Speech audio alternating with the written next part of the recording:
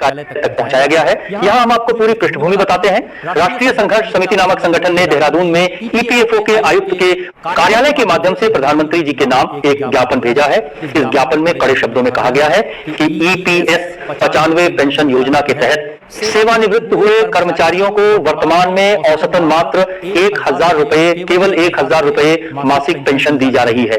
यह रकम इस महंगाई के दौर में किसी भी तरह से जीवन यापन के लिए पर्याप्त नहीं है। आज दवाइयों से लेकर राशन, बिजली से लेकर पानी के बिल तक हर चीज के दाम आसमान छू रहे हैं। ऐसे में महज 1,000 रुपए में गुजर बसर करना किसी मुश्किल से कम नहीं है। इसलिए पेंशन भोगियों की लंबे समय से यह मांग है कि न्यूनतम पेंशन को बढ़ाकर तुरंत 7,500 रुपए किया जाए। और सिर्फ इतना ही नहीं, बल्कि एक और ऐतिहासिक मांग भी उठ रही है, पेंशन को महंगाई भत्ते, डियरनेस अलाउंस से जोड़ा जाए। यानी जिस तरह नौकरी करने वालों का वेतन महंगाई बढ़ने के साथ बढ़ता है, ठीक उसी तरह पेंशन भी हर साल स्वतः बढ़ती चली जाएगी।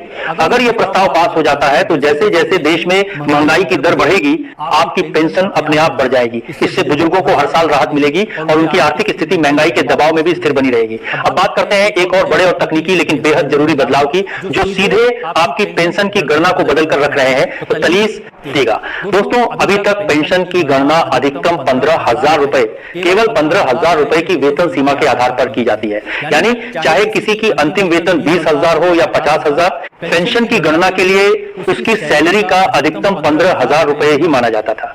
अब प्रस्ताव यह है कि इस सीमा को बढ़ाकर 25,000 रुपए कर दिया जाए। ये एक बड़ी छलांग है और अगर ऐसा होता है तो आपकी पेंशन में 40 से 50% तक की भारी बढ़ोतरी हो सकती है।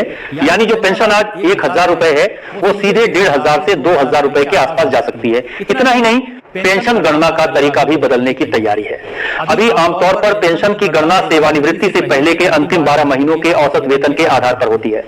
नए प्रस्ताव के तहत इसे बदलकर अंतिम 60 महीनों 5 साल के औसत वेतन पर आधारित किया जाएगा। सुनने में यह थोड़ा जटिल लग सकता है, लेकिन असल में यह बदलाव कर्मचारियों के लिए अधिक न्याय संगत और फायदेमंद है, क्योंकि इससे वेतन में उतार चढ़ाव का असर पेंशन पर कम पड़ता है और लंबी अवधि